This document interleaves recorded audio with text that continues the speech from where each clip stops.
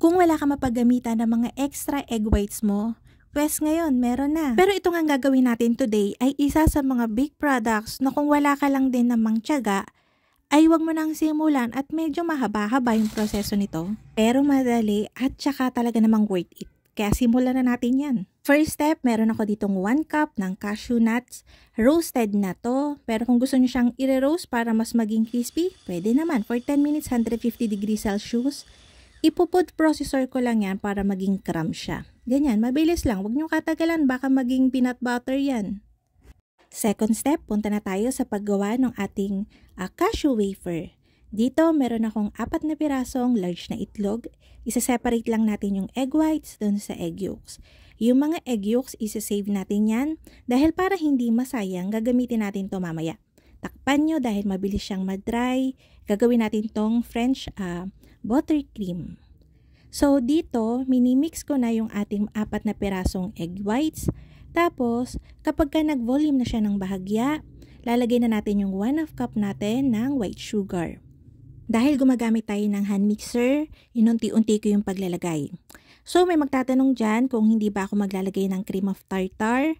Hindi ako maglalagay dahil wala ako nung available. Pero kung meron kayo, pwede kayong maglagay ng 1 teaspoon. Papaabutin lang natin to sa medium peaks, tapos maglalagay na tayo dyan ng 1 tablespoon ng cornstarch. Ito nga yung in-update ko sa recipe natin dahil napansin ko, yung recipe ko before, lumiliit siya ng mas malaki compared dun sa original size niya ng pagkakapipe ko. Tapos, hindi siya ganun katagal yung pagiging crispy niya. Ang target ko kasi maging crispy siya ng sobra. So, by adding cornstarch, wala talaga tong pagkunat. Talagang malutong siya kahit nakalagay sa chiller maghapon or the next day. Nung nahalo ko na ng maayos yung cornstarch, ayan, nilagay na natin yung ating cashew crumbs. Madali lang tong i-fold, huwag nyong katagalan. Ang ginagawa ko ganyan, sa sides ako and center, nagsaswipe ng ating spatula. Kita nyo naman, 'di ba? Kaunti lang to kaya mabilis siyang ma-fold. Once na nahalo na natin yan ng maayos, i-transfer na to sa piping bag. So dito, ito na yung ating pan. Nilagyan ko yan itong silicone mat para mas mabilis siyang ma-release. Pwede rin naman ng parchment paper pero medyo mahirap tanggalin yung bake na nating cashew wafer doon. Gumagamit ako dyan nitong cake ring na to na 2.5 inch yung diameter. Pinapipe ko lang yan and para medyo maganda, yan, sinaswipe ko yung ibabaw para pantay. Makakagawa to ng 9 na pirasong silbanas na sandwich. So 18 pieces na ganito. Medyo makakapal kasi yung ginagawa kong cashew wafer, pero kung gusto niyo naman siyang medyo manipis lang, ay okay lang naman. Pwede gumamit kayo ng medyo manipis lang na mold. So ayan, i-bake ko to sa preheated oven na may 100 degrees Celsius lang for 2 to 3 hours. Ito na nga yung sinasabi ko sa inyong matagal na part. Mas maganda kasi na binibake natin to for low temperature para mas maging, again, magtagal yung pagiging crispy niya, hindi siya kukunat dahil super dry talaga siya. Pero papakitaan ko kayo ng trick kung paano ko ginagawa to para mas makatipid and mas mapadali. Ang ginagawa ko, after mga 1.5 oras or lower pa doon, pinapatay ko na yung oven ko. Ginagawa ko to pahuli na. So wala na akong isasalang na next. Kung katulad ko yung oven nyo o kaya yung mga makakapal na bakal, pwede nyong gawin to. Pabayaan nyo lang siya overnight na ma-dry dun sa natitirang init ng oven. Sinasabi ko sa inyo, napaka-dry niyan, kinabukasan, and mas masarap. So dito na tayo sa paggawa ng ating French buttercream. Dito sa isang saucepan, meron akong 1 cup ng sugar and 1/2 cup ng water. Bubuksan ko yung apoy to medium-low and papabayaan natin yang kumulo na kumulo, maging syrup.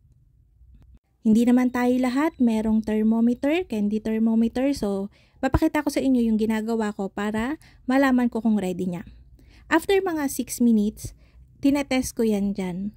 Kapag ka nag-i-slide pa yung dinarap ko, ibig sabihin hindi pa siya ready. Pero yung ganitong consistency, mag-i-start na akong mag-whip ng ating egg yolks. Yan yung ating 4 na egg yolks kanina. I-mix ko na yan ng bonggang-bongga hanggang maging frothy. Mas madali tong gawin sa stand mixer pero again, ginagawa ko to sa hand mixer para mas mapakita sa inyo ng maayos. Palatandaan ko kung kailan ready na yung ating syrup. Kapag ayan, pag dinarap ko siya, and hindi na siya masyado nag-i-slide and mas malaki na yung umbok ng pagkakadrop ko sa kanya. Ibig sabihin, para sa akin, ready na yon. Ngayon, unti-unti na natin, dahan-dahan as in, ibubuhos yung sugar syrup dito sa ating egg yolks. Huwag kayong mag-alala, wala tong over-mixing, basta dire-diretso lang yung halo ng ating hand mixer habang nagpupur tayo ng ating sugar syrup. Yung magagawa natin na buttercream dito ay napakadami para dun sa gagamitin natin. So kagandahan dito sa mga buttercream na to, pwede nyo siyang ilagay sa freezer and maglalast siya ng mahigit sa 1 buwan. Kapag gagamitin nyo na, ito nyo lang ng kaunti and i-whip nyo, magiging ganyan ulit yung texture niyan. Kung sakali, medyo lumambot siya sa room temperature, ilagay nyo lang ulit sa freezer and i-whip nyo, magiging ganyan ulit yung texture niyan. Yun yung isa sa kagandahan ng buttercream din. Okay, nakikita nyo dyan, naglalagay na ako ng butter. Pero bago ko inilagay yung butter ko, minix ko yan siguro mga nasa 8 minutes, 8-9 minutes, ganon, para lumamig yung ating mixture. Huwag nyong ilalagay yung butter nyo nang mainit pa siya. Huwag kayong mag-alala again, wala tong overmixing. Okay lang na i-mix nyo siya ng i-mix hanggang sa hindi na mainit. Hipuin nyo yung mixture kung mainit pa. Pagka mainit pa, huwag kayong maglalagay ng butter. So ayan, naglagay ako dyan ng 2 cups ng butter. Medyo cold pa yung nilagay ko para hindi na tayo umabot dun sa curdle stage. Yun, pansin ko lang, pagka medyo cold butter yung nilagay ko, diretso na siya dun sa consistency na gusto ko. Hindi na siya nagka-curdle o yung nagse-separate na stage. Pero again, kung umabot man kayo dun, keep mixing lang at magiging maganda yung consistency niyan. Kikinis yan as in. Trust the process, ika nga. Huwag kang basta sinunod mo naman yung instruction natin, maaabot mo yan. Maganda yan, masarap pati. Inimix ko nga lang yan ng spatula dahil wala naman akong paddle attachment dito para lang mawala yung mga air pockets na malalaki. Maging makinis siya. So ayan, High Caps Buttercream na prime ang ginamit ko dyan. Nung inahon ko na nga yung ating mga cashew wafer, tapos lumamig na siya, ready to assemble na tayo. So ayan, panoorin nyo na lang kung paano ko siya ina-assemble. Hindi na ako naglalagay ng maraming filling sa gitna kasi maglalagay pa tayo dyan ng filling dito sa gilid. Pwede naman kung gusto nyong maraming filling pero ako kasi hindi ako mahilig sa, sa maraming cream o buttercream kahit anong icing pa yan. So minimal lang talaga yung nilalagay ko. I-sandwich lang natin yan.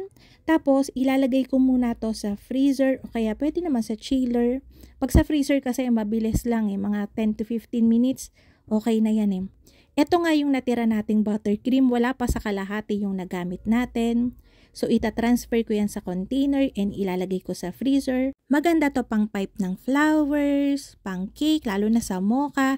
Ang dami pa. So, try nyo please. So, ayan, para sa pang-coat natin, dahil baker ako, marami akong cake crumbs. So, cake crumbs na lang yung gagamitin natin. Vanilla chiffon to, pero kung wala kayong ganito, pwede naman yung crumbs ng feta crackers, kahit graham, pwede. Okay? Kapag gusto kong bagu-baguhin yung flavor ng silbanas, ay di gumagawa ako ng mga chiffon na may iba-ibang flavor, tapos pati yung buttercream natin, nilalagyan ko lang ng Emulco flavors. I-comment down below kung gusto nyong gumawa tayo ng ganon para alam ko. Once na nag-set na yung buttercream dun sa wafers natin, pwede na natin yung i-coat nung mga crumbs natin. So, ganyan lang naman kadali. Ang matagal lang talaga na process dito ay yung pagbe-bake sa kanya. Yung the rest, madali na lang. Ang ginagamit kong clamshell dito is 500 ml na rectangular tapos pa dome yung takip. Sa baking store ko to binili, hindi online, so wala akong mabibigay na link. Sabi ko nga, itong ating silbanas ay napakalutong, walang pagkunat, I swear. So, try nyo na. So, ayan na nga mga kalutong tinapay. Sana'y nagustuhan niyo ating video for today. Magkita-kita tayong muli. Ito pong muli ang lutong tinapay. Bye-bye!